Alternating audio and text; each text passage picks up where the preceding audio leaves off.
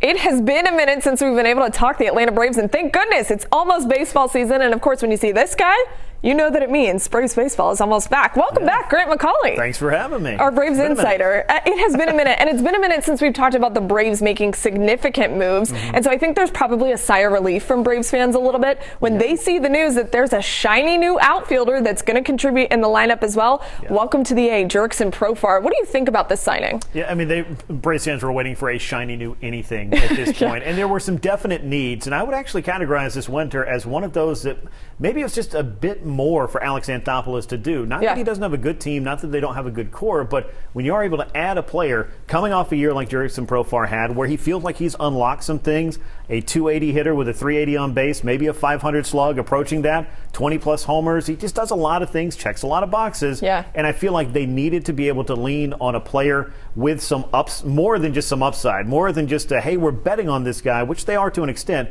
but they're not going to have Ronald Acuna Jr. for a certain amount of time. I think they needed somebody a little bit more dynamic, and that is where I feel like Jurickson Profar fits. The contract fits financially. If he isn't able to ascend to another level and just approaches what he did last year, I think the Braves will be happy with that as long as he's on the field every day, and that was a big problem in 2024. That definitely was a big problem. Got to keep people healthy. And one thing with Jurickson, too, that some people are concerned about is he is coming off of what you mentioned, a career year from him. Is there any concern for you when he comes to Atlanta and puts on a Braves uniform, something he said he wanted to do for a long time? Yeah, I mean, there's a lot of, I guess, fair speculation about this deal on both sides. The Braves are speculating that, hey, we believe the swing changes we saw are legitimate and that they could be the launching point of a very good run in his career. Now, Jurickson Profar has had a very high profile since the moment that he joined professional baseball. He was at one point the #1 prospect in all of baseball for the Texas Rangers a little over a decade ago. But it took him a while to really start to carve out playing time, #1,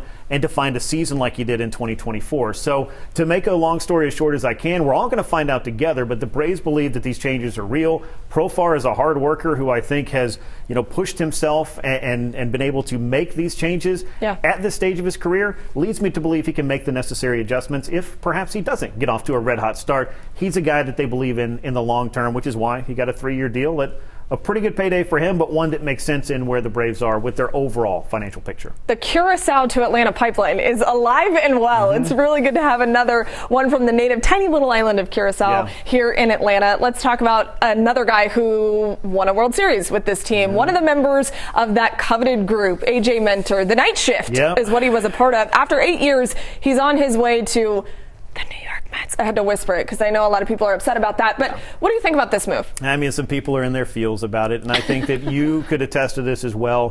When you look at some of the most genuine and dynamic and important members of that Braves 2021 team, I would put AJ Minter on that short list. Not only did he perform on the field, his accountability overall and his value to what they had in that clubhouse, I don't think you could overstate it. Then he goes out there and usually puts up a sub-3 ERA, makes 75 appearances. He's a guy that Brian Snitker described as he wants the ball, and we need guys like that. That is going to be a big void to the Braves. Congrats to AJ for getting a $22 million payday coming off of a hip surgery. That does put his status in question somewhat, but if I was going to be a betting man and say that somebody's going to put in the hard work to earn it and go out there and want the ball, it's AJ Minter. So happy for him, but this is a big loss for the Braves, and now it looks like every member of the night shift may have clocked out in Atlanta for the last time. Oh, that's a good point, and honestly really sad. We're going to miss AJ Minter around here, and it does shake things up whenever you talk about the bullpen moving forward. Let's talk about the Baseball Hall of Fame, because Andruw Jones is someone that we all want to get into the Baseball Hall of Fame. We know it will happen at some point, but he misses out once again. He's got 2 more years left on the ballot. When the heck is this guy going to get in? He does. I feel like the math is really starting to get on his side at this point. When Andruw appeared on the ballot for the first time in 2018 alongside Chipper Jones and one of the larger classes that we've seen in recent memory, I believe it was 5 players were inducted into Cooperstown from that class.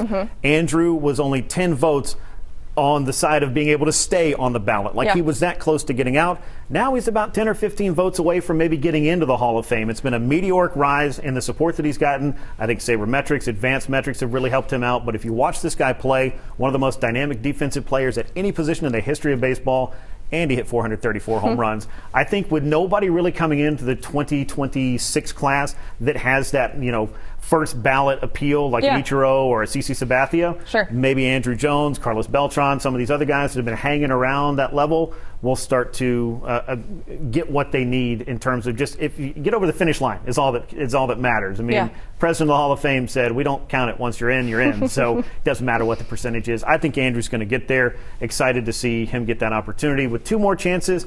I think he gets in via the writers rather than a committee. Hopefully 2026 is his year. Now let's talk about another Braves guy, a Braves closer, Billy Wagner, who did get in this year, his 10th and final year on the ballot. He gets into the Hall of Fame. Yeah. A Hall of Famer, no doubt. What did you think about him getting in there at Cooperstown? Briefly a Brave, but I think he had a big influence on some of the younger Braves relievers, including Craig Kimbrell at that time. Yep. Billy Wagner probably could have pitched another year or two, decided to pack it in, going home, be a family man. He's a great teammate, one of the greatest closers, greatest strikeout pitchers in the history of baseball. Overdue. Glad they made it right. Glad the writers were able to give him a save in the 10th and final year on the ballot. Okay, let's switch gears one more time to this current Braves team and what you think is one more move that potentially they can make.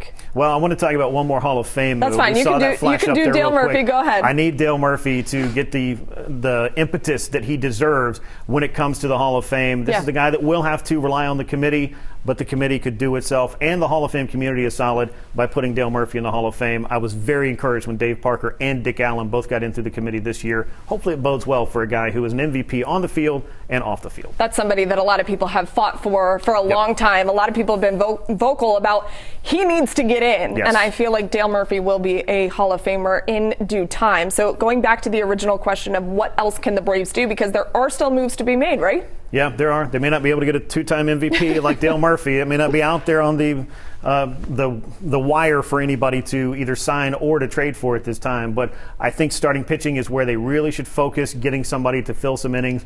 Charlie Morton and Max Fried, that's about 60 starts and 340 innings worth of questions for the Braves to answer in spring training. I like the opportunity for Grant Holmes. Ian Anderson could be a factor in this.